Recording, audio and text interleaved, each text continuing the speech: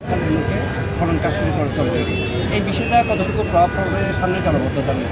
দেখুন, আমরা মূলত যে জিনিসটা বলার চেষ্টা করেছি যে যত সেবা প্রদানকারী সংস্থাগুলো আছে সবাই একসাথে মিলে যাতে আমরা কাজগুলো করতে পারি, এই লক্ষ্যে রেড ক্রিসেন্ট সেন্টার আজকে যে আমরা যে চট্টগ্রাম সিটি কর্পোরেশন আমরা যে কাজগুলো হাতে নিয়েছি ভোট নেওয়ার পর থেকে, যে সমস্ত সেবা প্রদানকারী সংস্থাগুলোকে একসাথে সমন্বয় করে কাজ করি।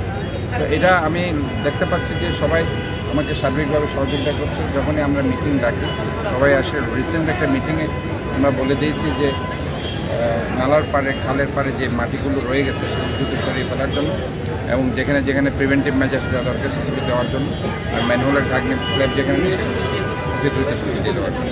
অর্থাৎ আমরা চাই না যে কোনো ধরনের ক্যাজুয়ালিটি এখানে হোক, কারণ জলাবদ্ধতার কাজ করতে গিয়ে আমাদের অনেক কাজ করতে হচ্ছে। খাল খনন, নালা পরিষ্কার, খাল পরিষ্কার কাজে অবভিয়াসলি কিছু কিছু প্রিভেন্টিভ মেজার্স হয়তো বা সেখান থেকে সরিয়ে ফেলা হয়েছে। সোলের আমি দ্রুত এগুলি করতে পারলাম। আর চট্টগ্রাম বন্দরের এই উদ্যোগ এটাই বলছি যে সেবা প্রদানকারী সংস্থার একটা স্টেক হোল্ডার হচ্ছে বন্দর, এবং আমি মনে করি যে বন্দর যেভাবে ড্রেজিং প্রকল্প করেছে এবং এখন যেভাবে তারা কাজ করছে, আশা করি সবার সম্মিলিত প্রয়াসে আমরা ইনশাআল্লাহ এবার জলাবদ্ধতাকে আমরা যেটা আমাদের মূল চ্যালেঞ্জ সেটাকে সবাই মিলে আমরা হয়তো সামাল দিতে পারবো বলে আমরা আশা করি, এবং জনগণ এই জনদুর্ভোগ থেকে ইনশাআল্লাহ মুক্তি পাবো বলে আমি আশা করি।